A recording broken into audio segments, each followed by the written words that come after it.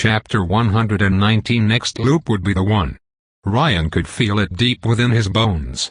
Even though the Saturn armor and its additional harness weighed down on him, a sentiment of profound liberation spread through his muscles.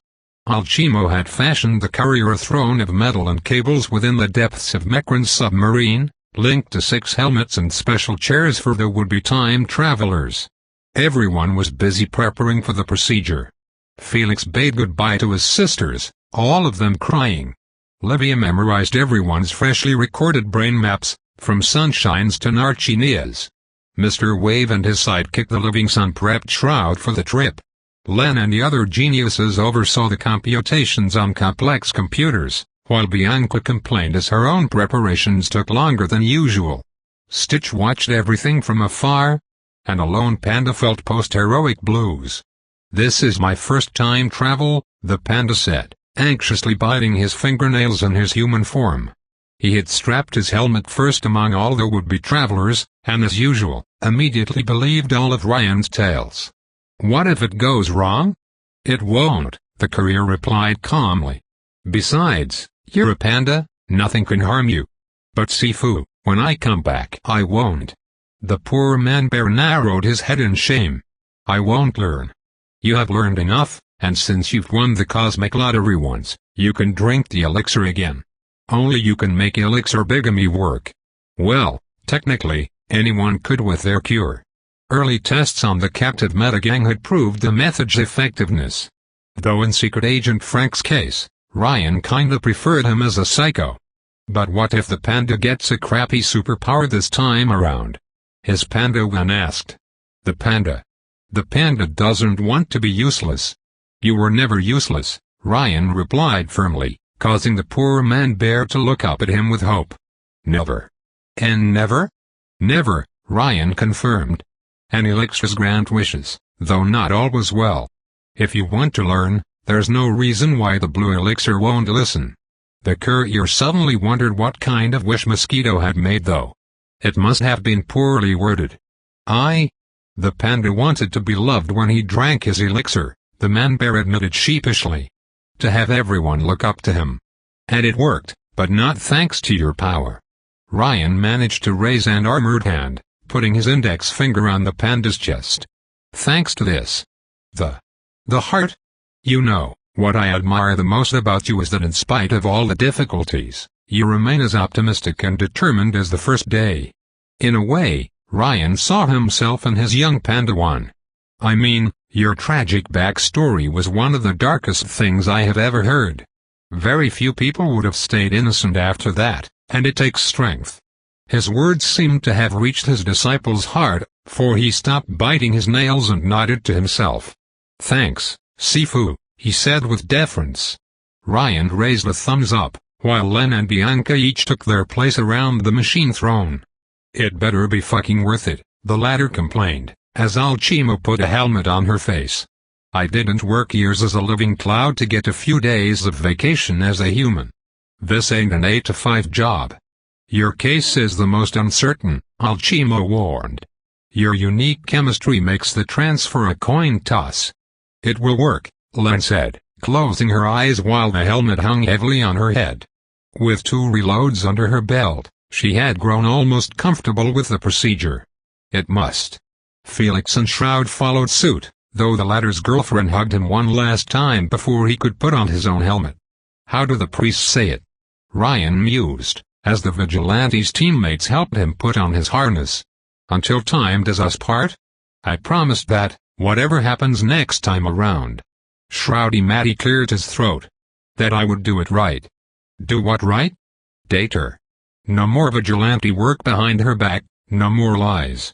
I will be honest from the start." Shroud sighed, though Ryan noticed a thin smile at his lips' edge. "Wherever it leads us. We will come to New Rome as swiftly as possible, if Shroud asks," Leo informed Ryan after helping his teammate get comfortable with his seat.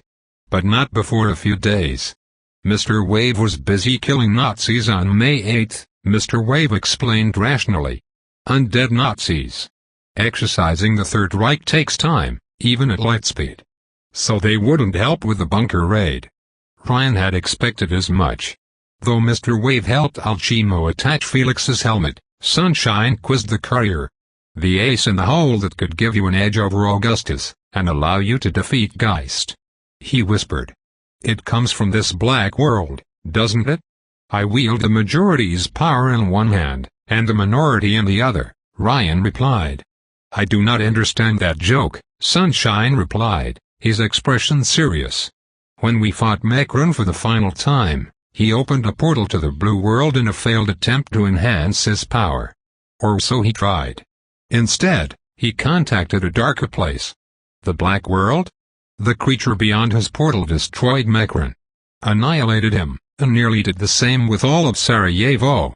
There had been no malice in that entity's action, only careless curiosity." Sunshine let out a sigh. "What I'm saying is, if these entities can casually violate causality and destroy our reality by inattention, then your ability could have unforeseen side effects or consequences. You should use it sparingly." "Everything else failed to harm Augustus," Ryan replied. "And if he could trust his girlfriend, everything else would fail. And you've seen what happens if nobody catches the lightning in a bottle. Augustus' death is not worth destroying our world, however much he may deserve it," Leo warned, arms crossed. "But I suppose the choice is up to you in that case." "I'll keep it in mind, I promise," the courier said, joining his hands. "You know, I'm glad you aren't pushy about this. I thought you would try really hard to make me join your circus and use my power to assist you." "I don't believe in forcing people to join us," Sunshine replied with a kind gaze. "True dedication only comes when freely given." "Damn knight in shining armor." Looking at him made Ryan teary inside. "We are ready to begin, meatbags," Alcimo said, typing on his computer. Last but not least, Olivia took her place right next to her boyfriend's left. Her hand reached out for his own, and he swore he could sense her fingers' warmth beneath the Saturn armor's steel. "Anxious?" Olivia asked Ryan. "No," her boyfriend replied, squeezing her fingers. "I waited 17 loops for this." Time froze as he activated his power, and the procedure began. Violet particles appeared around him alongside many black ones, duplicating at an accelerated rate. Ryan briefly noticed a white rabbit cirrus rise behind Alcimo's shoulder, before the particles swallowed the cranky genius too. Ryan expected an immediate return to the past, but to his surprise, the phenomenon carried on.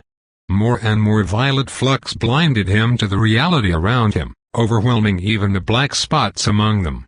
Then the purple veil split in half, a window through time and space. Through this door, Ryan distinguished hints of a pure violet place, and a triangular shadow moving closer to him. The shape became clearer, revealing strange eyes filled with burning stars. The Illuminati pyramid looked down at the courier with its alien gaze, and all when, it was May 8th again, hopefully for the final time. Ryan immediately drove through the streets of New Rome, aiming straight for Renesco's bar. By now, he knew the way like the back of his hand. Though he wouldn't advise anyone else to do it, the courier kept control of the wheel with one hand and seized his cell phone with the other. He quickly received confirmation text messages from multiple people before he was even halfway through his destination. Unknown caller, I'm back. Sifu, I'm back. Unknown caller, already on my way to the junkyard. Quick save. Unknown caller, I can't believe you were telling the truth. I'll catch up to you ASAP. Unknown caller, I'm here, my knight. Timmy, Matthias, Felix, and Livia. Len quickly made her presence known by hijacking the chrono radio the moment Ryan put it on. Rary, I made it. A bit groggy, but I'm here. So did the others, Ryan said with joy. Success. It had taken centuries, but the courier had finally expanded his time-traveling postal service. Only Bianca hadn't sent a message, and considering her current location, she couldn't do so even if she wanted to. Ryan hoped that the transfer had worked out for her. I'll take care of Ghoul, meet up with the others, and hit the bunker through the front door, the courier informed his best friend. Wait near the back door, and take the water gun. It's time to get Sipsy wet again. With pleasure, she said with a hint of enthusiasm. She hadn't forgotten the metagang's repeated assaults on her orphanage. "Take care, Rere. And good luck." "You too, Shorty," Ryan said before his adoptive sister went silent. Since multiple people had successfully traveled back in time, it was time to test Livia's theory. If Ryan saved now, he could safeguard his allies' memories of the previous loops, even if this one ended prematurely. Though it was usually a big no-no in his book, the courier had already broken all his usual rules so far. What was one more? Ryan froze time, letting the universe turn purple. His car froze in the middle of the road, alongside all others. 1 second passed, and then another. Ryan held his breath as he counted them, waiting for the final countdown. Then he sensed an opposing force pushing back against his power, and time resumed before the fateful 10th second. Ryan almost veered off the road in surprise, though skills honed through countless iterations allowed him to quickly regain control of his vehicle. The courier attempted to save again, but events repeated themselves. His power refused to go past 10 seconds, letting time resume before the past could be set in stone. A shiver went down Ryan's spine, as a horrible realization dawned on him. He couldn't save. Why? Why? Did his black power interfere with his violet one? Did the alchemist tamper with it before her demise? Fear overtook Ryan's heart. If he couldn't save, would he be trapped in this city, always brought back to the past? Unable to die, unable to move on. A voice came out of the chrono radio, but it didn't belong to Shorty. It was Livia's. What difference could 10 seconds make? Ryan's girlfriend asked, an echo of the past timeline. Which is surprisingly a lot, Guy's voice answered, as bored as a tombstone. Then came Felix's mocking words, from a distant loop long gone. So you don't know everything. Ryan's fingers tightened around the driver's wheel. He had already been in a similar situation, when he tried to make first contact with the Violet Ultimate One. Echoes of the past had guided him and Shorty on the path to find the mind transfer technology. Though it couldn't force a reload, Ryan's elixir could prevent him from saving, as it did in Monaco. Back then, it had done so to prevent the courier from getting locked in a place with no way out and ruining all future runs. Was this a similar situation? Had Ryan overlooked a detail that would make saving now dangerous, causing his guardian angel to intervene? Was this perfect run ruined from the start? It was Ryan's own voice that answered his silent questions. Some say I should persevere, his words echoed through the chrono radio, before twisting into Fortuna's. My power will guide us to victory. Ryan scoffed. I hate railroading. Don't break your back climbing the hill, Simon's voice encouraged him, and the chrono radio fell silent. All right. He had to see this run through, and see what awaited him at the end.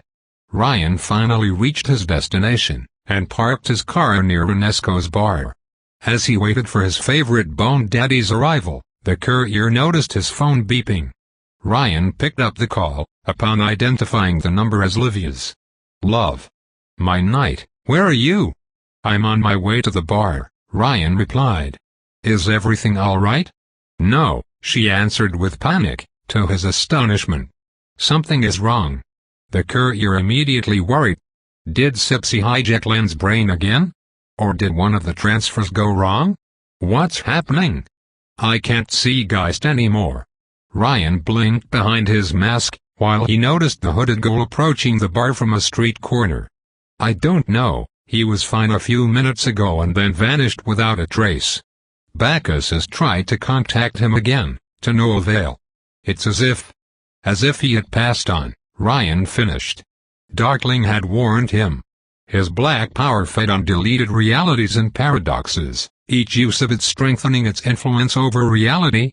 Two loops had made Ryan's black power so strong that it could act retroactively. Which meant that if he accidentally slew anyone with it, even Augustus. Ryan, what did you do? Livia asked, half scared and half astonished. I can't even see him with my power. I'm not sure, Princess, Ryan admitted. Were the effects permanent, or would they fade out with another loop? Was that why he couldn't save? Did his black power interfere with his other ability? Or did it risk permanently damaging the timeline? Sunshine had been correct, he didn't understand his own ability enough. "We must proceed as planned for now," the courier said. "Each second counts. We'll see what's up with Casper afterward." Yes, you're right." Livia cleared out her throat. "I will be rushing to the junkyard with Fortuna. See you soon."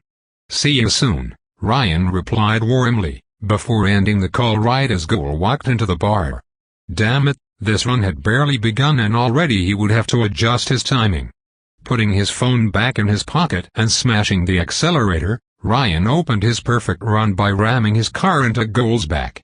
Somehow, that never got old. The bar's entrance wall crumbled behind the Plymouth Fury, and Ghoul crashed into the ground headfirst. The barman retreated behind the counter, while the clients screamed and ran away. Ryan calmly stepped out of his car, moved to the trunk, and grabbed the briefcase he had been hired to deliver. Then he waltzed through the bar like a child through a candy store. "I'm calling the private security," Renesco complained behind the bar counter. "It's okay, it's the postal service," Ryan replied, before smashing Ghoul's skull with the briefcase while he was still dizzy. "I've come to deliver the mail." "Get the fuck out of my Renesco didn't finish his sentence, as Ryan all but tossed the briefcase and a colossal euro bribe on the counter. "Quick save always delivers, no matter how many tries," Ryan said, as Renesco quickly counted the money and barely paid attention to the briefcase. "We offer top-notch insurance services against property damage. It's enough to pay for the repairs," Renesco said, before peeking over the counter to look at the dizzy Ghoul. "What about him?" "Don't worry about this bag of bones," the courier said, as he glanced at his favorite undead. Ghoul struggled to rise back up, trying to use a chair as a foothold to do so. Ryan kindly kicked it out of his reach. "He's what we call a freebie." "Who are you?"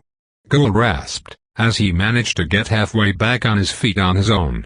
It was perhaps the last run where the courier could mess with his favorite undead chew toy, and now was the perfect moment to blow off steam. Since his girlfriend had forbidden him his usual joyride suicide runs, the courier decided to have some fun while he could. He would release all the accumulated tension, before starting his perfect run rested, calm, and well-adjusted.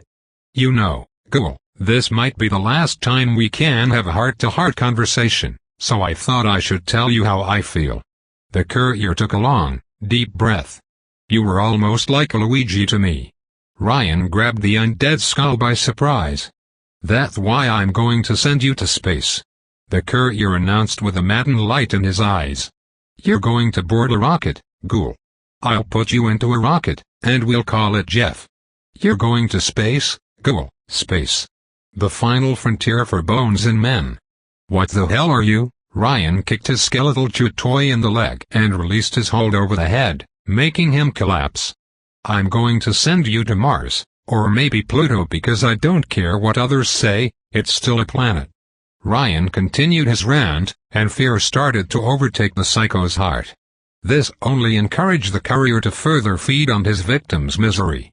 "It's round and orbits around the sun, and there's an alien base on it. They pay you with seashells, and they drive their UFOs like drunk lemmings. They are Daltonians, Ghoul, Daltonians."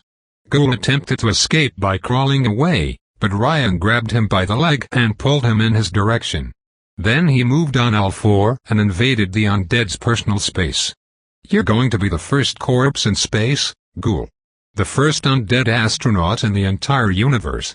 By now, Ryan was shouting so loud that he made his Luigi substitute wince with every word. "But first you will train for the mission with Henriette.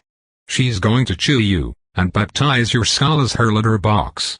But it will make you strong, strong like a Russian cosmonaut. And Len will like it because it means we'll be exporting communism beyond our solar system." Ghoul cowered, as he realized the nightmare had only begun. "You will bone the Martians, Ghoul." Chapter 120. Ryan picked up two ladies in Rust Town, with a skeletal zombie chained to his car hood. "Seriously?" Ryan asked his girlfriend with skeptical eyes. While Fortuna came to the mission with her sensual, white latex catsuit, Livia brought a pair of jeans and a blue hoodie. "I'm not letting you in," "I'm sorry, it's the only practical clothing I could grab in an hour," Olivia apologized. Ryan's loops began while she was having a girls' day out with Fortuna, and although it allowed the two to slip away from the Augusty undetected in spite of Guy's sudden disappearance, it didn't give them enough time to find the perfect outfit. "But it's cotton." "Passable," Ryan replied with a shrug, before reluctantly letting them in. The courier had come fully prepared, with the Fisty Brothers gauntlets and 2 submachine guns waiting on the front seat. He had even gotten the bowler hat out of storage, ready for war, and convinced Polly to hand over his secret weapon. It was amazing how much one could achieve in an hour with the perfect timing and little traffic. Ryan would rather have more time to prepare, but they couldn't wait any longer. Big Fat Adam was about to throw his captives into the meat grinder any second now. "Livy, you should have told me," Fortuna said as she and Livia climbed at the back. "I had a backup suit." "I know, but," her best friend responded with an awkward smile, "I find it a little indecent." "It's not indecent, it's gawking," Fortuna complained with a blush, as Ryan drove through the district's desolate streets. "And is it a real skeleton on the car hood?" "Help!" Gould suddenly screamed at the car's front, startling Fortuna. The psycho had lost both his legs and hands, leaving only the head and ribcage chained below the windshield. "Help me, he is mad. He is mad." "Shush, my little astronaut," Ryan said with a soft, gentle tone. It made the undead psycho cower in fear. "Living people are talking." "Don't worry, he deserves it," Livia explained to Fortuna, before glancing at her boyfriend. "Felix and the others will arrive a few minutes after us." "Good, I can make a great first impression then." Ryan smashed the accelerator, and aimed straight for the junkyard. Gould screamed, as the district's toxic wind battered his naked eyes. "Felix is coming too?" Fortuna asked at the back, eminently curious. Since she acted as Livia's bodyguard and trusted her best friend absolutely, she must have come without asking many questions. "He's coming back to us."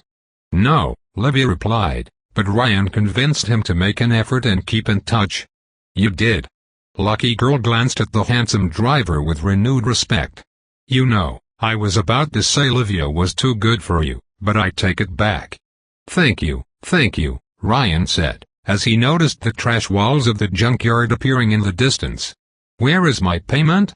"The ammo." Fortuna gave Ryan a handful of pointed, arrow-shaped bullets. Ryan grabbed a gun while the Plymouth Fury drove by itself. "You're in luck, the gun shop had some in stock." "What did you need these bullets for?" "Whale hunting," Ryan replied, as he loaded the ammo in his gun and showcased it to his girlfriend. 16 rounds, 9mm. It can quickly fire round after round without pause. "Hard question." Livia gave him a playful look. "Does it ever jam?" "Never, nor does it overheat. It can keep pumping out rounds all night long." Ryan gently caressed the tip of the barrel. "Though I often need help with the safety catch." "Good, I have a firm but gentle handle on these things," his girlfriend said with a coy voice, as she grabbed the Fisty Brothers and put them on. "I could help with the fingerwork." "Be gentle though," Ryan warned, as he put his weapon inside his trench coat, right between the sleeping plushie and the bliss inhaler. "The barrel is one of a kind and the trigger is very sensitive. One wrong move, and it'll fire too soon." "Are you talking about weapons or something else?" Fortuna asked, as red as a tomato. "I have Polly's rocket launcher below your seat, if you want to try a heavier caliber," Ryan said innocently. "I hope you're open to new experiences, because your target is a she." Before Fortuna could protest, Len's voice came out of the chrono radio. "I'm in position, Rere." "What about Henriette and Eugene Henry?" Ryan asked back, as they came into view of the junkyard. Hills of trash and stacks of cars overshadowed a fence, shielded by the Reptilian and Gemini. Both observed the car approaching in confusion, while Gould screamed in terror. "At the orphanage with Sarah." "Perfect. Gould?" the Reptilian shouted upon recognizing his teammate, his reptilian eyes widening in terror. In response, Ryan opened his window and pointed a finger at the U.S. government's secret lizardman master. "Witness me." Gemini's light buddy instantly vanished in a flash of light, while the reptilian narrowly managed to leap out of the way before the crazed driver could hit him. Ryan's car smashed through the fence at full speed. Ryan drove through the junkyard's labyrinth of trash walls like a conquered realm, ignoring the psychos scavenging in the area. Mongrel glanced at the intruders from atop a rusted car, his teeth sinking into a living rot's back. Having grown to know the guy in previous loops, the sight filled Ryan with compassion. Mongrel truly didn't deserve being turned into an animal, and the courier would make sure to help him take his life back. Instead of attacking, Ryan tossed grenades behind him to collapse some of the trash walls and disrupt ground-based reinforcements. His own would come from above anyway. By the time someone sounded the alarm and the sound of bells echoed in the junkyard, Ryan's group was almost in view of the bunker's entrance. The driver sensed the heavy gaze of the land on him, and a quake sent debris falling on his car. Having lived through this situation multiple times, the time traveler easily zigzagged around the improvised projectiles. When Ryan reached the junkyard's landmark trash tower in the tunnel leading to the bunker, he noticed two shadows flying in the skies above. Two would-be heroes, floating on glass surfboards. Unfortunately, toxic clouds already formed above the junkyard, as acid rain and mosquito moved to protect the tunnel's entrance. Thieves. The former snarled as she drew knives. Much like Mongrel before her, the sight of her maddened expression made Ryan pity her. Blondie, shoot. The courier shouted, as he veered his car to the left. Shoot the other blonde. Double Blondie. All right. Fortuna opened the car's door mid-motion and leaped out of it, Polly's rocket launcher in hand. She pressed the trigger before she even landed on her feet, aiming for acid rain. The surprised psycho took a step back as a rocket with a smiley face painted on the tip flew straight at her. She immediately teleported above a trash wall as an acid drizzle started raining down from the toxic clouds above. It helped little, for the Genius Tech missile followed and forced her to retreat. It would take minutes for the projectile to run out of fuel, keeping acid rain occupied. Mosquito, meanwhile, extended his wings and rushed at the Plymouth Fury with a fist raised. He only noticed the shadow above him all too late, a black and white angel of death and destruction. Timmy had leaped from his glass surfboard, and transformed mid-flight. Flying Panda Press. The panda gracefully landed on Mosquito like a fly swatter, and buried him alive beneath pounds of fur and fat. Felix's landing was far more gracious, as his glass surfboard landed in the middle of the courtyard. Ryan parked his Plymouth Fury right next to it, stepping out of the car alongside Livia with grace and dignity. Felix. Fortuna rejoiced at her brother's presence, tossing the empty rocket launcher away. Livia handed her best friend a submachine gun as a replacement, while Ryan claimed the other for himself. You know, sis, I always wondered how a team-up would go, Adam Cat replied, before noticing Mongrel leaping into view atop a trash wall. The maddened psycho summoned a fireball into his hand. Remember, kitten, no lethal force, Ryan said. Stick to pebbles. Yeah, I've got this, he replied before grabbing empty tin cans from the trash walls, turning them into bombs, and tossing them at Mongrel. His projectiles and the psychos hit each other in the air, sparking a devastating blast. Unfortunately, the explosion caused a weakened trash wall to collapse on itself and cast a rain of debris on Fortuna, the panda, and Mosquito. Felix's eyes immediately widened in panic, as he realized his screw-up. Sis. He shouted as loudly as he could. Sis. While Timmy managed to drag his unconscious enemy out of danger, Lucky Girl was too close to dodge. She looked at the collapsing debris with shock, as her power somehow failed to deflect them. Ryan almost froze time and rushed to her rescue, before noticing Livia smiling. A second later, an invisible force grabbed the living lottery ticket, carrying her above the ground and to safety. By now, Ryan should have known better.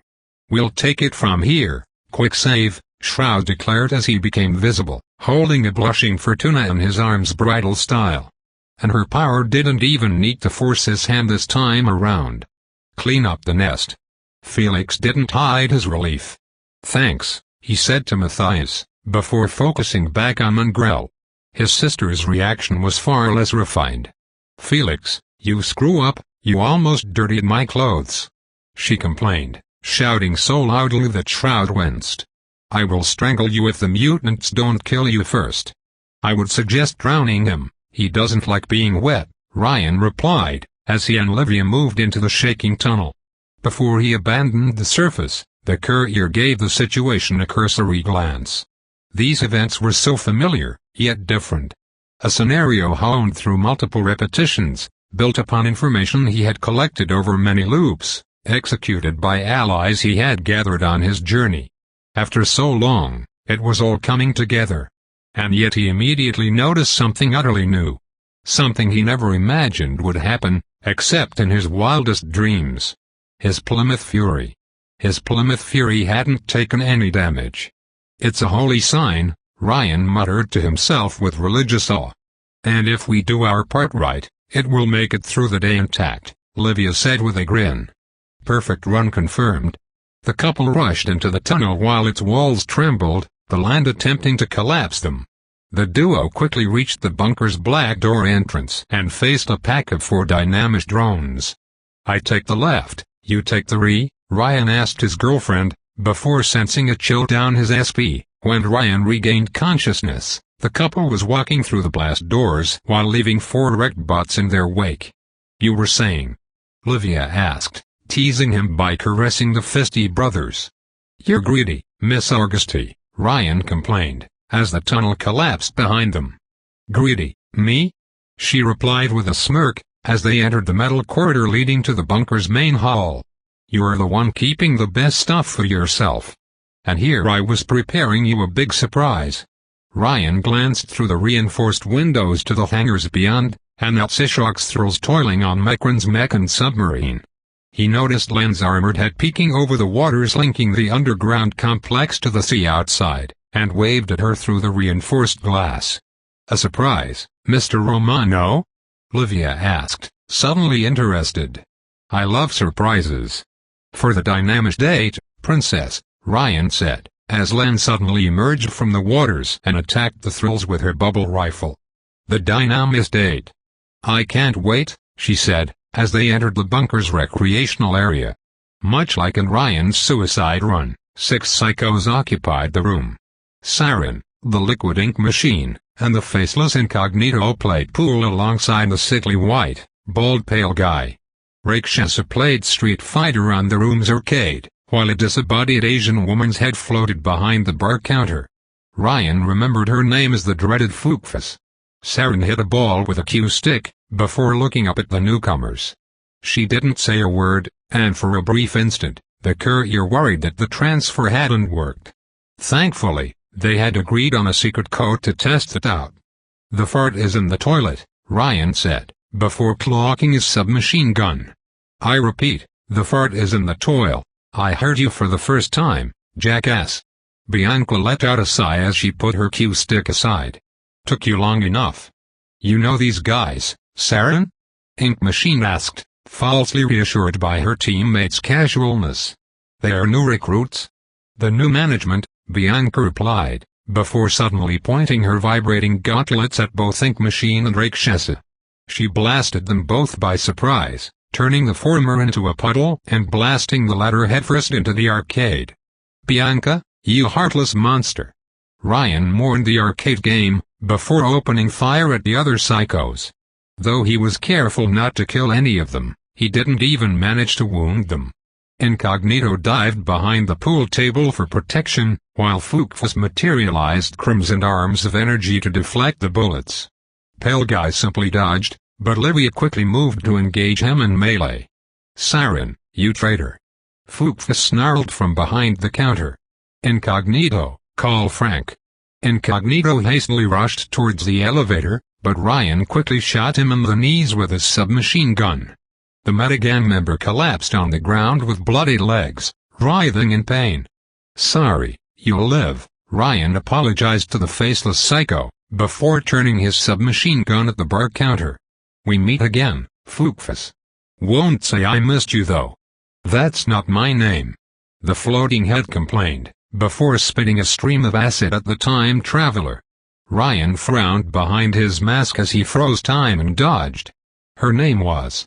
It was. Wait, she was right. The courier had nicknamed her Fookfus on his first suicide run and never bothered to look deeper afterward. Pale guy too, now that he thought of it. They hadn't survived their group's civil war either during his metagang run, so he never got to know them in depth either. No way, I never learned these two mooks' names. Ryan complained as time resumed. By then, he had closed the gap with Fookfus, tossed his submachine gun aside, and grabbed her by the hair. Before the psycho could retaliate with her energy arms, the courier violently smashed her head against the bar counter with enough force to splinter it, knocking her unconscious. Her energy tentacles vanished into red flux particles. Bianca, what are these red shirts called? Does it matter, nerd? Bianca asked, as she started targeting Pale Guy. The psycho dodged her blast, but Livia exploited the opportunity to flank him from another direction. Repeated attacks from multiple fronts quickly pushed him back against a corner. Yes it does, Ryan said, as he stepped over a bloodied incognito and an unconscious Rakshasa. I'm a completionist. Catcher and pin and Galen, Livia replied as she finally managed to hit Pale Guy in the chest with Fisty. The blow sent the psycho hitting the nearest wall, knocking him out of the fight. PFFT, Fookfus sounded better. Ryan would make changing her name a top priority, when he took back his office of the Metagang's president for life. Still, the courier could now carry on his perfect run with a clear conscience and moved towards the elevator. Alright, can you drag these guys to Shorty for safekeeping? Ryan asked his teammates, with the same tone as someone running through a shopping list. And help her with the thrills outside. There's a lot of them. Sure, but don't take too long downstairs, Livia said while dragging the dizzyed Fookfus away. Bianca, meanwhile, kept Ink Machine trapped in puddle form with weak vibrations. I want to invite everyone afterward to celebrate, and the restaurant closes early. Also, Dad will start worrying now that Geist is gone. Thai, or French? Ryan asked before pushing the lift's button, knowing that she disliked Japanese food. Russian, to try something new. His girlfriend replied right as the elevator's doors closed. Oh well, at least Shorty would like it. The lift reached its destination, and Ryan quickly made his way through the bunker's hub room and metal corridor. He hastily reached the infirmary, and found Sishak brainwashing two Rust-Town addicts strapped to operation tables. He raised his head at Ryan, while the courier's hand reached out for the bliss inhaler hidden beneath his trench coat. Little Cesare. Pishak didn't show any fear at the sudden intrusion, overconfident in his immortality. How strange too, Ryan froze time and applied the inhaler to his hated foe's face right before the clock resumed. Don't worry, Sipsy, Ryan taunted Sishak, before activating the inhaler. This is not meth. The surprised psycho's tentacles thrashed around as bliss spread through his nervous system, but Ryan held strong. Sishak's energy quickly left him as the overdose paralyzed his brain, and the psychotic metal squid collapsed on the ground. The courier gave him a quick kick, before hiding the bliss inhaler in a pocket. Agent Frank. Ryan called out, knowing the metal giant was waiting a few rooms away. That was how Sishak had sexed him on the courier halfway through the first suicide run. Agent Frank, hurry. Russian agents poisoned the vice president with Soviet caviar. The colossal giant of steel came rushing inside the infirmary, to find the maskless Ryan holding the drugged Sishak in his arms, crocodile tears running down his cheeks. Agent Frank, U.S. Secret Service. The giant threatened Ryan with a raised fist. Identify yourself. Ryan Romano, CIA. Ryan sobbed. We survived Pearl Harbor together. Assistant Sergeant Arch Dornan. Don't you remember the boat, Agent Frank? The boat? A confused Frank the Mad waved an index finger at Ryan, as he remembered a day that never happened. You were the private. The private on the boat.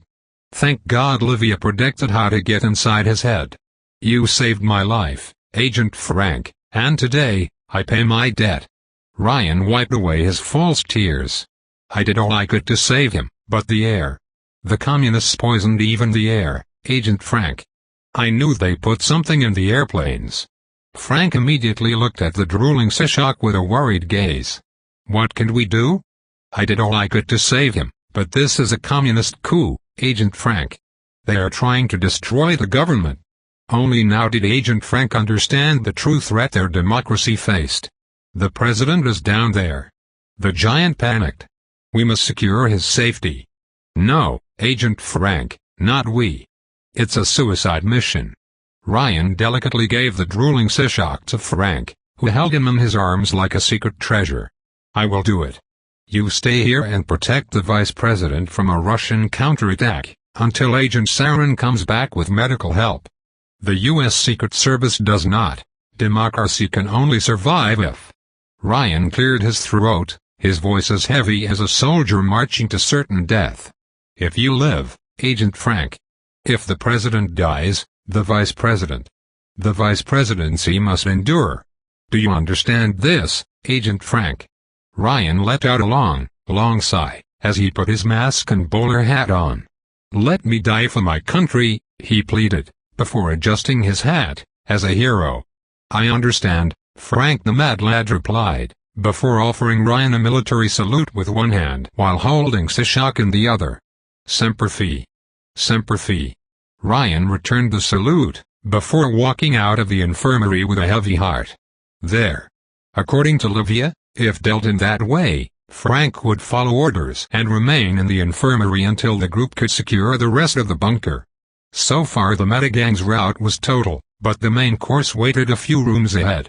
Leaving the neutralized Frank and Shishak behind, Ryan continued deeper into the complex and reached a familiar underground chamber. 7 knockoff elixir vats were lined up on a nearby wall, half of them occupied by mutated test subjects. One of the chamber's 2 blast doors was opened, and the courier heard footsteps echo from this direction. You know, since I've been in New Rome, I've fought aliens, psychos, and power-mad genomes, and few left a big impression. Ryan grabbed his Beretta, as his foe stepped out of the darkness. But you, Phaetas? Your shadow cast a heavy presence. Augustus was stronger and Fallout more determined, but the Metagang's leader was shrewder, crueler, and in the end, more dangerous. That was why he had to die first. What can I say, mate? I've heard lots of people, and today will be an all-you-can-eat buffet. Adam the ogre emerged from the shadow with a hand behind his back, his carbon skin as black as his soul, the grin on his face vicious and cruel. But gotta say, I've never tasted a fellow violet before. Make that last loop count, be Bentham, Ryan said, as he raised his gun. You won't get another. Chapter 121. 2 presidents had walked into a room, and only one would escape it alive. How about we start this debate with gun politics? Ryan said, as he cocked his Beretta. Then we can move on to the war on terror. Spoiler warning, you're going to lose it hard. I was about to suggest dietary policies, lady, the living Michelin had replied with pitch-black humor, as he kept his left hand hidden behind his back. Having lived through this situation before, Ryan had a pretty good idea of what, or rather who, he kept in reserve. You'll be the second person most concerned. He revealed his left hand, and Ryan didn't flinch. Big Fat Adam had brought a hostage, as he did during the courier's suicide run. An Arab boy no older than 14, with tears of terror raining down his cheeks. A Rusttown denizen kidnapped to serve as cannon fodder against the bunker's defenses. And though I prefer to eat French, Adam said with a vicious smirk, moving his right hand to hold his prisoner like a sandwich, I can settle for a keb. Ryan swiftly shot him thrice, once in the face, and twice in the left hand. Big Fat Adam closed his eyelids on reflex, but the first bullet impacted on the giant's left eye and bypassed the carbon skin. The ocular organ exploded into a rain of shrapnel and blood, while the other bullets blew off the psycho's thumb. The surprised Adam let out a roar of pain and agony, and his victim slipped through his bloodied fingers. Sorry, Phaetas, you made that joke before, Ryan said as he rushed toward the falling victim and activated his power. And it wasn't funny the first time either. Adam's right hand lunged to grab his hostage, but stopped inches away from his neck as the world turned purple. Ryan caught his damsel in distress in his arms, and immediately moonwalked in the opposite direction. No sooner did time resume than Adam's carbon fist hit the metal ground, bending the steel. "Run," Ryan said, as he helped the hostage stand on his feet.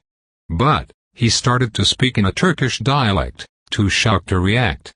"Escape through the corridor to the nearest voting booth, and stuff these ballots," Ryan shouted in the same tongue, while Adam rushed at them with murderous fury. "Vote for me."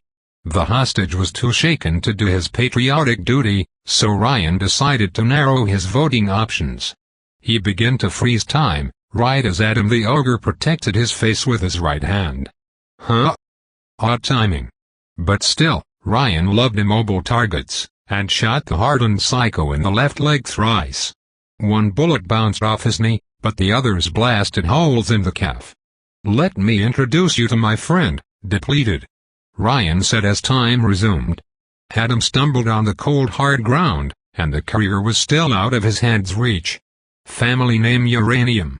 President Romano did not believe in gun control. Where Ryan's presidential charisma failed, the fear of the opposition worked like a charm. The hostage ran as fast as he could through the entrance corridor, leaving the two POTUS candidates to fight for the White House.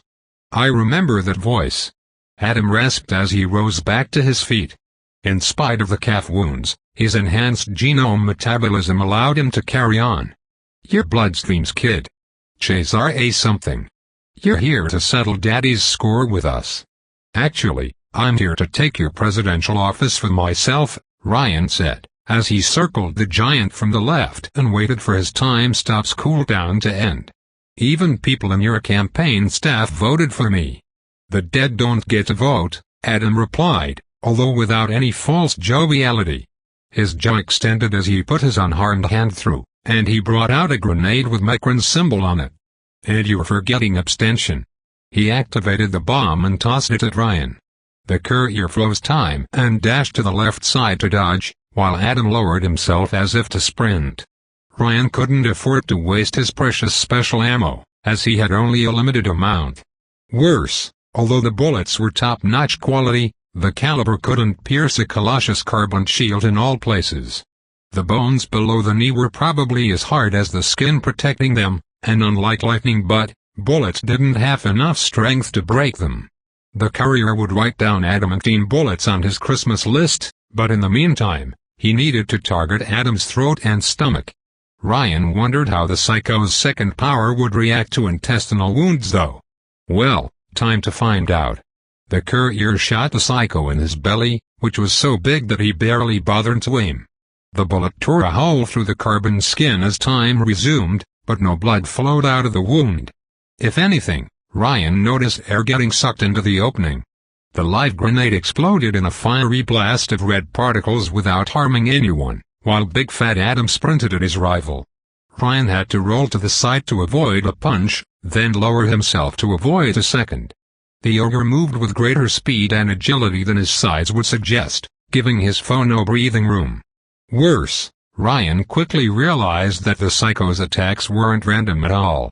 Though the courier survived the volley of blows by retreating, he did so by getting closer to the colored vats in the chamber. Some contained knockoff elixirs, or substances just as dangerous. "Say no to drugs, kids," Ryan replied while raising his gun to counterattack, freezing time to get a better line of fire. But Big Fat Adam quickly covered his head, once again shielding his lone remaining eye. A doubt crossed Ryan's mind. The courier fired another bullet in the frozen Adam's gullet, before diving down between the giant's legs. The shot opened a hole in the psycho's throat, but once again no blood flowed out. Big Fat Adam held a pocket dimension in his innards, but it seemed to spread all the way through the gullet. When time resumed, Ryan had run as far away from the knockoff vats as possible, while Adam the ogre quickly pivoted. 8 seconds, mate, the metagang's leader said, as he glanced at the distance between Ryan's current spot and his previous one. His voice had turned raspy from the throat wound, but he could still speak. 10 if you push it.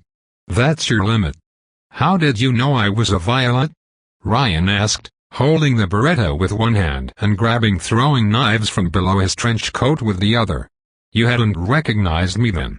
"Call it a gut feeling, boyo," Adam replied, before grabbing the blue liquid vat with both hands, and ripping it off the ground. Cables dangled from the device, spraying the carbon-skinned man with azure, shining liquid. "Takes one to know one." Acid rain. Adam was like acid rain. He could sense Ryan's power, at least instinctively. The courier had never dueled the Metagang's leader for an extended period in the past. Each of them usually fought with backup, so Ryan never paid his movements full attention. But the way the psycho covered his vitals whenever the courier attempted to freeze time, or the quickness of his reactions whenever time resumed. Ryan remembered his first encounter with the big fat president, which ended with the courier backhanded all the way across this very room. He thought the Fatas had simply been fast enough to hit him right after his time stop ended, but now, the courier wondered if Adam actually sensed him. That bastard. Even after so many loops, he still kept tricks up his sleeve. Thankfully, unlike acid rain, the Fatas didn't have the reflexes nor teleportation ability to fully exploit that knowledge. Ryan still had the edge, and most importantly, experience. The psycho threw the vat at the courier, right as Ryan tossed a knife at his right eye.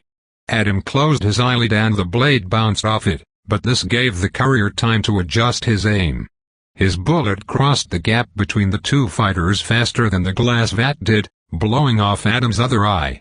Ryan froze time before the vat could hit him and quickly dashed to safety, counting back his ammo. He still had half left, but he was burning through his reserve faster than the national defense budget. The vat exploded on the ground on impact, spraying blue liquid and glass shards in all directions. Ryan had escaped to safety by then, but a puddle of liquid spread on the steel ground. If the drops made it past his clothes and reached the skin beneath. "You know me, mate," Adam rasped angrily, before grabbing another liquid vat, red this time. His face had turned red from the blood flowing from his eyes. If anything, the outside now matched the inside in its horror. "You know how I fight. You move like a dancer rehearsing his show. This isn't our first rodeo." "But it's gonna be the last," Ryan replied, before realizing his mistake as the blind psycho tossed the vat in his direction. He might have been blinded, but he could still hear his foe. The courier dodged another projectile, but another red puddle joined the blue one, both covering half the chamber's ground. Adam dragged a heavy flail from his gullet, and swiftly swung it with his right hand. Realizing he couldn't keep fighting in this arena without risking getting exposed to the knockoffs, Ryan dashed towards the chamber's exit. His boots made a sound while he walked on a drop of liquid, alerting Adam to his position. The ogre's flail lunged for Ryan's head so fast that the courier had to stop time to avoid becoming a Picasso picture, rushing into the corridor without looking back. The time traveler heard the flail's spiked head hit a wall with a devastating impact, but he had safely made it out of the chamber. Or so he thought. A sharp pain raced across his waist, making him stumble inside the corridor. The panicked Ryan glanced at his belly, seeing the tip of an arrow sticking out from his trench coat. "Crossbow," the courier realized, as he heard footsteps behind him. "A crossbow bolt. Not so easy without space to run around, huh?" Adam said as he dropped the flail and entered the steel corridor, his head reaching the ceiling. "You've been here before." His smirk widened, a crossbow bolt sticking out from between his teeth. "Lived through this before." "Shit." Struggling against the pain, Ryan opened fire with the Beretta. He blew holes in the blind Adam's throat and chest, while the psycho responded by spitting out a volley of crossbow bolts. First one, then two, then 10. Ryan exploited his time stop to dodge the first volley and back away, but the bolt embedded in his body slowed him down. When time resumed, one of his foe's projectiles hit him in the right leg below the knee. The courier collapsed on the cold hard ground, the ogre's footsteps growing ever closer. "I can smell your fear," Adam said as he gained ground on the courier. The wounds didn't slow him down at all. "I knew something was up when I watched you on the cams. Your timing was too perfect, your team too well prepared. And then I wondered. If you can control time enough to stop it, Maybe you could turn it back too? Ryan attempted to shoot his foe again, before realizing he had exhausted all his ammo. With one last card up his sleeve, the courier put a hand in his trench coat and grabbed his secret weapon. Time to see how far your pocket dimension extends, Bibendum, Ryan thought. But well, if you could do it all the time, you would have turned the clock by now. And if you fear the substitute so much, then the real deal will hurt even worse. Adam opened his mouth, the tip of a blue elixir syringe sticking out from the gullet. Time to take your medicine? Filibuster. Ryan replied before throwing the trigger to bomb down Adam's throat mid-speech. The surprised Adam gulped on instinct, swallowing both the explosive device and his own blue elixir. The psycho covered his mouth with his hands, perhaps trying to vomit out the bomb, but he was too late to make a difference. Ryan immediately crawled as far away as he could, while the bullet wounds on his foe's chest and throat started to light up. Bon appétit, he said, taking the time to taunt his foe one last time. Erg. Adam hiccuped, and then breathed atomic fire. As it turned out, his pocket dimension was large, but not infinite. The courier barely had the time to dive down as streams of flames erupted from the psycho's mouth, nose, and his bullet wounds. They hit the corridor's ceiling and walls in straight lines, melting the bunker's steel. Ryan himself used quick bursts of time stop to position himself out of the fire's paths. Like a balloon deflating as air escaped him, the flame's power tossed Adam the ogre backward, his body rebounding off the walls. His empty eye sockets unleashed a stream of light, the blood drying up. The air in the corridor heated up by 20 degrees, enough to make Ryan sweat beneath his coat. And then, the flames died out as quickly as they had spread. Bibendum ended his flight at the corridor's threshold, right before the vat chamber. When Ryan finally dared to look up at him, the psycho's face had turned into a volcanic landscape, his metal skin melting off the charred hole that used to be his skull. Adam's pocket dimension had contained most of the explosion, but flames from the blast had traveled up through his gullet, nostrils, and the openings the depleted uranium bullets had created in his belly, cooking his organs from within. Spicy dessert, Wally, Ryan said to Adam's corpse, as he heard his ally's footsteps. His vision blurred from the blood loss and the pain, but he couldn't help but chuckle to himself. Served with karmic sauce. Adam the ogre didn't answer. The Metagang's presidential debate had ended in a call like any good administration. Ryan's first act in office was to clean up the house. Though he had to give orders from the infirmary, after expelling the former vice president. Thankfully, Olivia knew exactly what to say to Agent Frank to lead him around, even managing to get the overdose shock out of his care. She had pretended that she would send him to a special doctor's care. A doctor called Cancel. "Thank God you have a doctorate in medicine," Ryan said to the panda as he lay on the operation table, his sidekick surgically extracting the crossbow bolt and quickly patched up the courier's wounds. Olivia sat at her boyfriend's side all the way through the procedure, holding his hand. Alongside physics, philosophy, and pretty much everything else. "I don't learn quickly anymore, Sifu, but I remember everything," the panda replied while applying bandages. "Does it hurt?" "I'm a Vietnam vet," Ryan replied. "I can endure anything." "Be careful, phony veterans don't last long in office," Olivia mused. "I've lived through more wars than chest colds," Ryan protested, before apologizing to his sidekick for the loss of his elixir. "I'm sorry that you won't get 2 powers this time around. Do you want a cushy job as an apology? Maybe Air Force One?" He owed the panda for his victory. The man-bear's fight with Adam in the previous loop had taught Ryan that the Psychos leader was vulnerable to internal damage, and thus gave him the idea of using his bomb as a deadly main course. "He might still get a second wish," Olivia said with a wistful smile. "Elixirs are extra-dimensional entities and can resist a great deal of damage. I've seen possibilities where we extracted from Adam's pocket dimension." Ryan hoped so. He couldn't consider this loop a perfect run with casualties, and elixirs were sentient beings too. "How is the situation in the field?" the president asked. "Are the troops behaving?" "The others are helping land transport the captive psychos to underwater habitats," his first lady explained.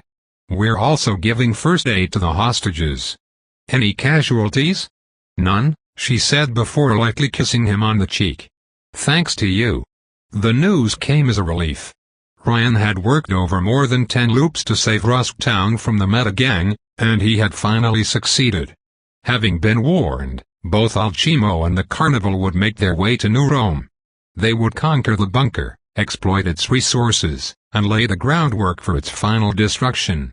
At long last, Mekran's ghost would be put back 6 feet under and never threaten the world again. Ryan couldn't rest on his laurels though. After recovering, he would bring the hammer down on Dynamis, and bury his own past. As for the Augusti. What about Geist? Ryan asked, but an amused Livia pushed her index finger against his lips. Shush, we'll see to that later, she said with a tone that broke no disobedience. Let's celebrate today's victory before moving on to tomorrow's challenge, Ryan. We've earned it. He couldn't argue with that. Chapter 122 Ryan never thought he would bring a communist to Dynamis' doorstep. Enrique Manada's waiting room was nearly silent, with only the sound of a secretary typing on her computer to break the monotony. Felix looked through the window, impatient to be done with the meeting, while Len's fingers fidgeted uncontrollably. She had been in a sour mood since they arrived. Ryan didn't fare much better. His wounds still ached, and even his dazzling clothes couldn't hide all the bandages beneath them. Even with a genome's metabolism, it would take him a few days to be back in top shape. The courier's eyes wandered to his adoptive sister. She had made an effort to dress well for the occasion, trading her jumpsuit for a white blouse tucked by the waist into a blue skirt. A discreet red ribbon completed the set. Though Ryan's feelings for her had moved from romantic to brotherly over the last few loops, he still found her lovely. Mr. Manado will receive you now, the secretary said, causing Len's scowl to deepen. You're sure you want to come? Ryan asked her. I can take down the bourgeoisie on your behalf. Yes, Shorty said with a firm nod. I need it, Rere. At least she had taken Alchimo's meds before the meeting. As expected, the brain genius had arrived yesterday with his own team, quickly confirmed Ryan's time travel story after analyzing his mind map, and immediately moved on to secure the bunker. The courier trusted his allies to manage the part without him, especially with Livia at their back. Ryan had convinced his girlfriend to delay the celebrations until they could cure Bianca though. Celebrating the Metagang's demise without her felt wrong. The trio walked into Blackthorn's lair, the secretary closing the doors behind them. Len paid more attention to the Japanese pun than the flowers decorating the office, while Felix glanced at the people behind the mahogany desk. Though Enrique Manada welcomed them sitting in a chair costlier than most houses, Wyvern stood right behind him in her human form, arms crossed. Felix, she greeted her teammate politely. Wyvern, Adam Kitten said while returning the nod, before doing the same with his other superior. Blackthorn. Adam Cat. The superpowered gardener moved on to greet the others. I am Enrique Manada, the chief brand officer at Dynamis and head manager of the Illinois Migliori program. The man shook Ryan's hand, but when he offered Shorty his own, she only responded with an icy glare. She respects your private property, Ryan informed Blackthorn. To each their own hand. I see. Enrique understood the message and moved on, the trio sitting in comfy leather chairs facing the desk. I admit I am curious. Adam Cat told me you wanted to discuss a possible partnership with our organization. I don't see why you asked me to come as well, Wyvern said, arms crossed. She alone refused to sit down, perhaps because she worried that the meeting might end in a fistfight. We wanted to have a meeting to discuss the collectivization of our economy, Ryan declared. The more, the merrier. Enrique replied without emotion. And the real reason? Len looked at the superhero manager. Why? Why what, Miss Sabino? Why did you do this to my father? Len asked harshly, venom dripping with every word. For money. For power. Was it worth it? Enrique didn't respond, his fingers interlocked into a diabolical mastermind pose. His expression remained hidden behind his mask, though the flowers around the office seemed to bristle. Ryan searched for something under his trench coat, causing Wyvern to tense. Instead of a gun, the courier grabbed a folder and tossed it on the desk. Blackthorn made no move to read the documents inside it. "Enrique?" Dragon Mom asked her superior, confused. "I know what it holds," Enrique replied calmly, though Ryan noticed an undercurrent of shame behind the stoic facade. Wyvern frowned before glancing at Felix, who stared at Enrique with cold anger. She grabbed the folder and began to read the documents within, her skin turning as pale as chalk with the first lines. "That's impossible," she said as she turned the pages. "It's fake." "It's not," Len insisted.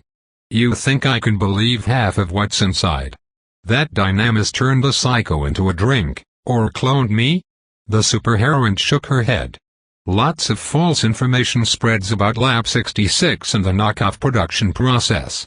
I've heard all the conspiracy theories. Aliens, children's bodily fluids." "Well, they're half right," Ryan replied.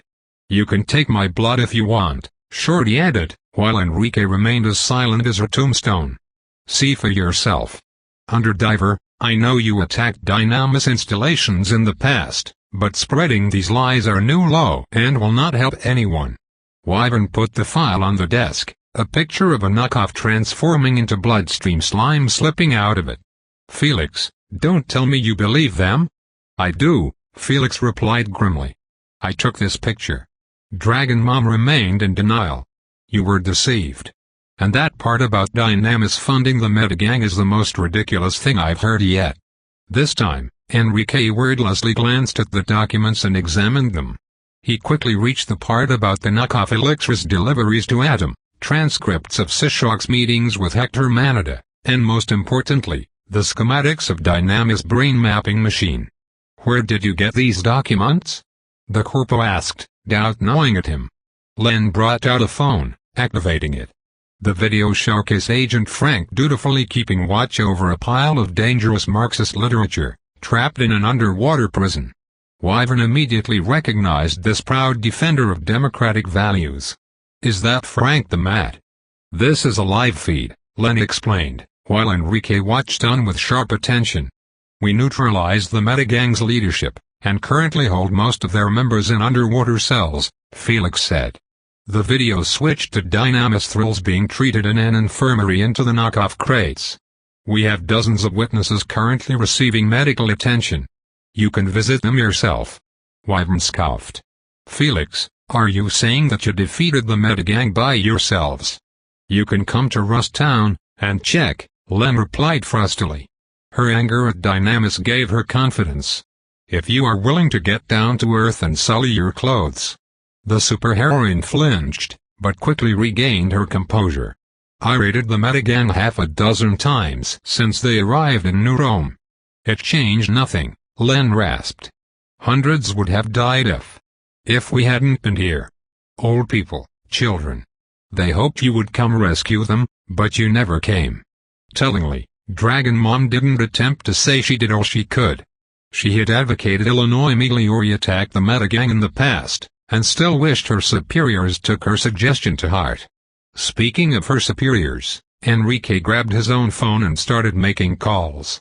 "I have been informed that some of our drones have gone missing lately, probably repurposed by the Metagang," he said, the picture of the shattered machines on the desk. "Do you confirm?" Uh-huh. Why wasn't I informed?" Wyvern glanced at her manager with worry. "Enrique. Pack your things, you're fired." Enrique ended the call, and made another. "Yes, it's me. I have been informed that elixirs from the April production were lost. Do you confirm?" Uh-huh. "What about the technicians from the robotic division, Team 7? Are they missing?" Enrique. Wyvern asked again, more and more concerned. Instead of answering, Dynamis CBO made a dozen phone calls in 15 minutes, fact-checking every piece of information, following every lead. Ryan noticed that the flowers in the room grew more and more agitated as time went on, their petals dancing, their roots emerging from the earth. Wyvern noticed it too, and her doubt turned to horror. In the end, Enrique put his phone on the desk, turned his chair around, and looked through the window. He couldn't deny the truth before the overwhelming amount of evidence. Enrique, say something, Wyvern demanded. Please. Instead of answering her, the manager glanced at an empty spot to his left, near the window. You can come out, Myrtle. I know you were here. Shroud became visible without warning, causing Wyvern's eyes to shine with a green glow. Enrique stopped his ally with a nod before she could transform. You know me? Shroud asked, surprised. Blackthorn shrugged. We have a file on you, and everyone in the carnival. Did you steal his private data? Ryan asked mirthfully. Dynamis should update its privacy policy charter. I knew this day would come. Quick save, Enrique replied, while Shroud formed a seat of glass from his own armor. Blackthorn turned his seat to face the whole group. I suppose that's how you took down the Meta Gang, with the carnival's help? Did Hargraves send you to arrest me? Or kill me? No, Len replied, though her tone didn't soften at all. I want answers. Wyvern slammed the mahogany desk so hard that its surface cracked. Her violent reaction made everyone flinch, except Ryan and Enrique. The former, because he saw it coming. The latter, because he had expected it. Enrique, what's happening? The superheroine's fist clenched, some of the documents falling off the desk.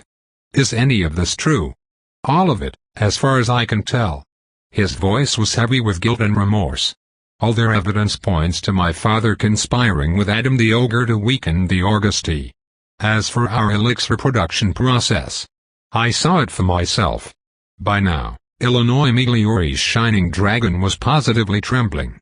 Tell me this is a sick joke of some kind. I wish it were. Her manager let out a sad sigh. The knockoffs react violently to Miss Sabino's blood samples. Her father put an unknown agent in her hemoglobin which removes the safeguards on our elixirs. My brother Alphonse wanted her turned into a guinea pig so that we might remove that flaw, and perfect the production process. I put my veto on that, but, this time, Wyvern punched the desk and snapped it in half. Ryan quickly stopped time to save the folder and gather all the documents. You let Tyranno clone me? Turn me into a poison? Wyvern asked, struggling to hold back tears. Enrique, after all. After everything that happened between us. How could you do this? Laura, your company infected the city's population with a psycho, Enrique. When I learned the truth about how our artificial elixirs were made, it was too late to pull the plug, the CBO replied with remorse. The knockoffs had been distributed to the population. I was put before the fait accompli. Better late than never, Len replied angrily. Why didn't you just stop? Instead of answering immediately, Enrique slowly removed his mask and put it on his desk's left corner. He looked rather handsome, with perfectly groomed hair and a sexy Spanish mustache. He took a lot from his sire Hector, though with a leaner face and more skeletal features. While the father reminded Ryan of Pablo Escobar, the son looked more like a lanky Antonio Banderas. Enrique glanced at Ryan and Len, before locking eyes with the latter. For as little as it is worth, I want to apologize to you both, he declared. What my family did to yours is unforgivable, and you are within your right to hate us. I have a responsibility in hiding the truth from the population, but I never wanted any of this. This was done behind my back. But you covered it up, Felix accused him, while Wyvern wiped away tears of rage and betrayal. If I had revealed the scandal, Adam Cat, then Dynamis would have certainly collapsed alongside any hope of rebuilding Europe into something halfway decent, Enrique defended himself. Do you want Augustus to become the face of our future? We are not perfect, but at least we try to recreate society based on the rule of law. I cannot say the same for our opposition. Dynamis is the only remaining check on Augustus' authority. The last barrier between Europe's population and a deranged genome suprematist. Enrique glanced at the window, and at Mount Augustus sticking out of the horizon. That is why my brother lied to me and created the knockoffs, Sabino. To try and knock these so-called gods off their thrones. Yet your solution presents as great a danger to the world as Augustus, Felix said accusingly. Maybe even greater. The carnival didn't give you the full reasons why we wanted Bloodstream Gun to avoid a panic, and maybe we should have said the truth from the start. our previous seer. Shroud cleared his throat. My mother predicted that Bloodstream would cause a worldwide disaster, if left alive. Our data proves that the risk remains even now. My father. Len's hands fidgeted on her lap. My father could go mad and everyone who drank the knockoffs. Ryan put a hand on her arm, and he could tell she was thankful for the emotional support. Enrique absorbed the news with gloom, while Wyvern looked fit to gag. Dr. Tyranno insisted that his vaccine worked, Blackthorn said, though doubt had crept in his voice already. That it would neutralize Bloodstream in case of a containment breach. Don't trust a reptilian to do a mammal's job, Ryan replied as he broke hand contact with his adoptive sister and extracted a beautiful sheet full of graphs from the folder. Blackthorn quickly grabbed it. Here is our plague doctor's analysis report, Shroud explained. If put in contact with the blood agent in his daughter's hemoglobin, the core of Bloodstream will regain its full power and automatically transform anyone who consumed a knockoff into a clone of itself. And according to our simulations, it might gain the ability to do so on its own as it mutates further. Blackthorn sank deeper in his chair as he read. Thousands.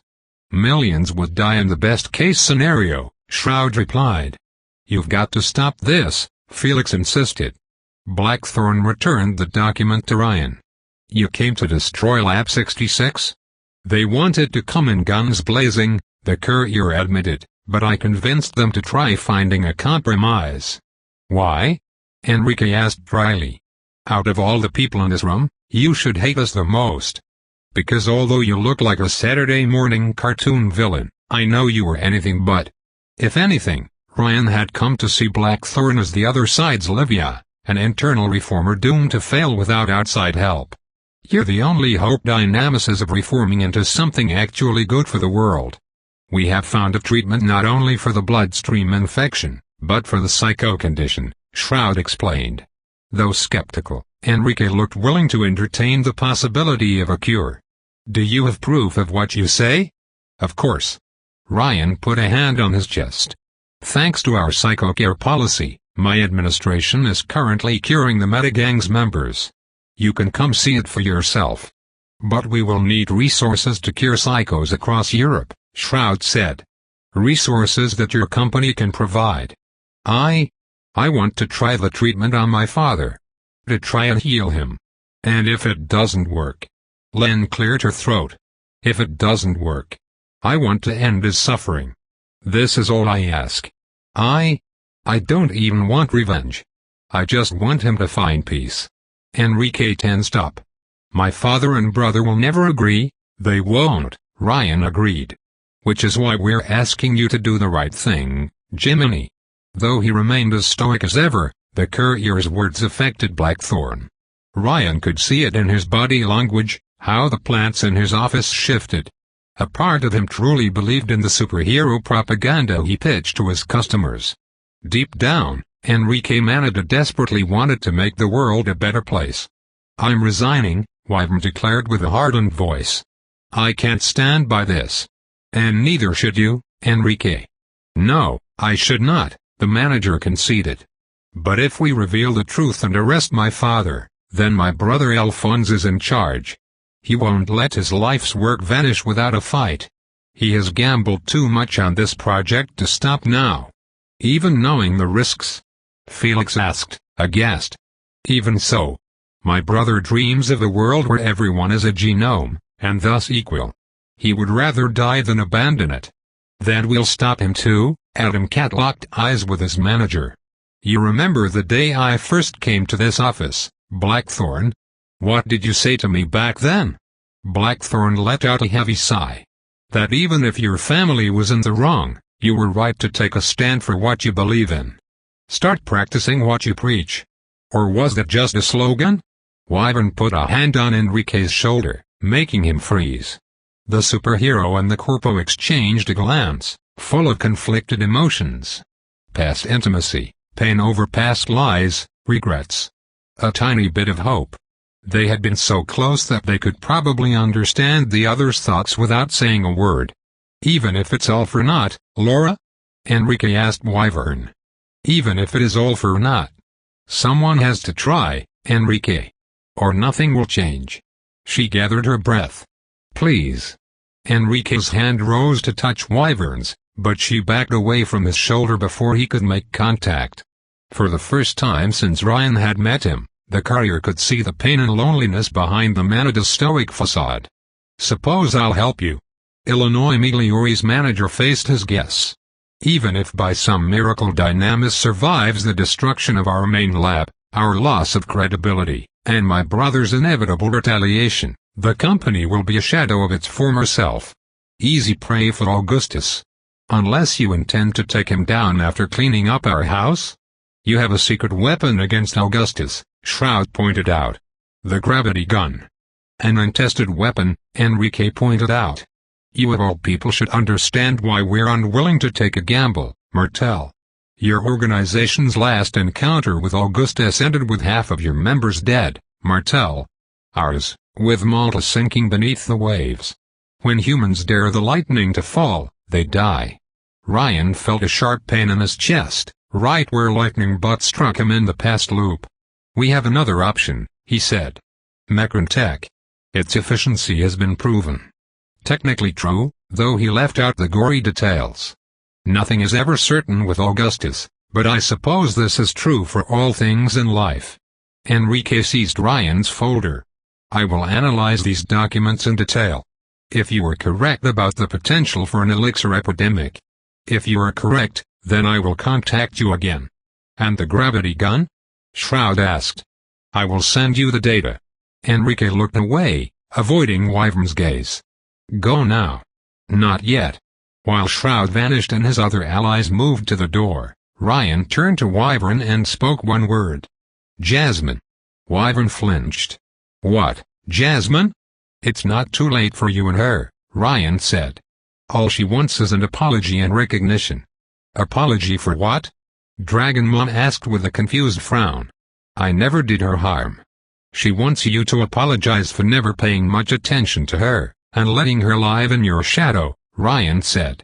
That's all she wants in the end. Recognition for her achievements, and being treated as an equal. It's really that simple. Wyvern's eyes widened, and the courier could see the gears turning in her head. Is that another prophecy? She asked, Enrique squinting at the courier with suspicion. Are you a precognitive genome too? Sort of. Ryan shrugged. It's not too late to help her turn her life around. But it won't be possible without you. I see. Hoping that she would take his words to heart, Ryan walked out of the office and left the two corpos alone. They were locking eyes as the courier closed the office's door behind him. Though Ryan could tell that not all hope of patching things up was lost, Flower and Dragon had many couple counseling sessions ahead of them. What was that for? Len asked on their way out of the building.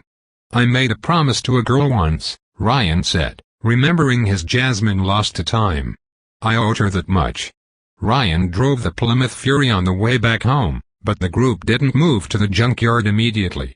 Here, Adam Kitten said at a key crossroad. To the southeast. The courier immediately recognized the way. Family, or friends? Friends, Felix said. After half an hour of travel and avoiding 2 traffic accidents, Ryan parked his car in front of Jamie's house. The occupants were already waiting outside, even before the courier and Felix stepped out of the car. Ryan noticed Ki-Young's rats in the grass around the house, and tossed a Swiss cheese piece at them. Why do you carry cheese on yourself? Felix asked in confusion. Why wouldn't I carry cheese? Ryan answered, while Len remained in the car. Though she was improving, she didn't do well with new people. Baby steps. I have milk too, if you're thirsty. Only if we drink from the same cup, his sidekick replied, before facing his old friends. Jamie looked as tense as a bear caught in an ambush, while Ki-Young appeared torn between joy at seeing Felix again, and worry. As for Lanka. Look at that, a suicide bomber, Lanka said while opening a beer can. She glanced at Ryan and Len, her eyes hidden behind her sunglasses. Are they your new team? Come to blow yourselves up together. Sort of, Felix replied. Ryan put a hand on his sidekick's shoulder. We found your cat erring on the road, and adopted him. "Ain't our cat anymore," Lanka replied before sipping her beer. "He ran away, so you can keep it." "Felix, why are you here?" Though he asked the question with calmness, Jamie couldn't suppress the worry in his voice. "Are you returning back into the fold?" "I'm not coming back," Felix replied, before choosing his next words carefully. "But I realized I might have treated you a bit too harshly. I hoped we could stay friends." "Funny, I remember you saying we were done," Lanka replied, unimpressed. "Among other colorful things." "I still believe them," Felix replied bluntly, causing Ryan to sigh. Adam Kitten was about as diplomatic as a prison door.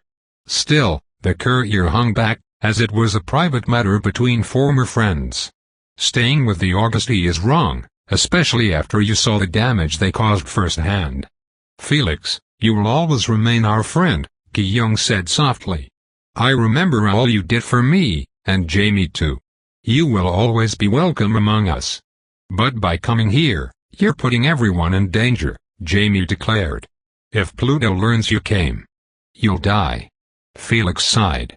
"Guys, you're going to die if you stick with him. Even if you don't do anything wrong, Augustus will be the death of you. You will retire in coffins." "They know," Ryan thought, as he observed their reactions. Lanka and Jamie seemed to have accepted it as inevitable, while Ki-young stared down at her own feet. Felix waited for them to answer, before clenching his fists at their silence. "Guys, we can't leave," Jamie said, while his girlfriend looked away. "After dragging Ki-young into this mess, you'll keep her in it?" Adam Cat accused him. Jamie's expression turned into one of disgust, his voice brimming with cold rage. "Drag her into this?" "Jamie was against me joining the Augusty," his girlfriend said while observing her rats in the grass. A dozen of them stopped fighting over the cheese to go back to their mistress, surrounding her like an elite rodent guard. "But we had little choice. I stole from the organization, Felix. They wouldn't have let me leave New Rome alive. Pluto wanted her dead, to make an example for those who would dare to steal bliss shipments," Jamie explained grimly. "There was no other way to mollify the leadership. What else could we do?" "Run away together," Felix said, unimpressed. "Flee to another country, or join Dynamis. They could have protected you." Something in his voice made Jamie's expression turn into one of suppressed anger. "Felix, if we had abandoned the family as you did, Ki-young would be dead." The mobster crossed his arms, his face grim and sullen. "I would be dead, Lanka would be dead, and everyone we ever cared about would be dead. The only reason you're still alive is that your parents and ex-girlfriend have Augustus here. Without them—" Jamie locked eyes with his old friend. "You would be buried in an unmarked grave in Rust Town." Felix flinched, as the words hit close to home. Ryan didn't blame him. He had seen firsthand how far lightning butt would go in the past loop, and how so few could hope to escape his grip alive. "All right, I see I was a special case," the young superhero confessed, less sure of himself. "But let's assume that the Augusty leadership collapses." "They won't," Jamie replied with cynicism. "They can't. Nobody can defeat the Olympians, let alone Augustus." Ryan shrugged. "We can, and we will." "I don't believe you," Jamie said with defeatism. "But if we succeed?" Felix asked. "Just imagine that we succeed, that Augustus and his cronies are gone. Would you leave?" "I'm not asking you to join us, Jamie. Only whether you will simply step aside." "Leave the family?" Jamie was aghast. That would be betrayal. I owe them everything. If it were not for Mercury, I would be a knob, yes." Everyone glanced at Ki-young. "Yes," the vermin controller repeated, first hesitantly and then more firmly. "Yes, I would leave. I would leave and I wouldn't turn back." "You're sure?" Jamie asked with a worried frown. You saved me, Jamie. But each time I look at Bliss." Ki-young's arms trembled, her gaze haunted by the memories of darker times. "Each time, I feel the urge to fall back into it. As long as this drug exists, I will never be free of it. You saved me, but how many others suffer, with no one to help them? If we can escape that poison, If we have a chance, we should take it. Her boyfriend considered her words, doubt gnawing at his heart. He might owe the Augusty everything and felt he belonged nowhere else. But Ryan knew that he intended to marry Ki-young and start a family with her. A real family forged in blood and hardship, rather than a false one built on drug money. Jamie? Felix asked, a hint of hope in his voice. What would you choose? I have to know. The mobster put a hand around his girlfriend's waist, pulling her closer. I would choose her, he said, Ki-young resting her head against his shoulder. Wherever that leads. Felix let out a breath of relief, before glancing at Lanka. And you? Sorry, Bomberman, you won't get a diabetes feast from me. She shrugged her shoulders, tossing her empty beer can away. I won't say a word about this meeting, but I just can't imagine a world where Augustus ain't killing you one day. Ryan put his hands behind his head. Lightning won't strike him this time. And how would you do that? Lanka snickered. There aren't any lightning rods big enough for the marbled guy upstairs. We'll put Lightning Butt in a bottle and toss him where he belongs, Ryan promised. With the clowns. Toad continued. Thanks for listening.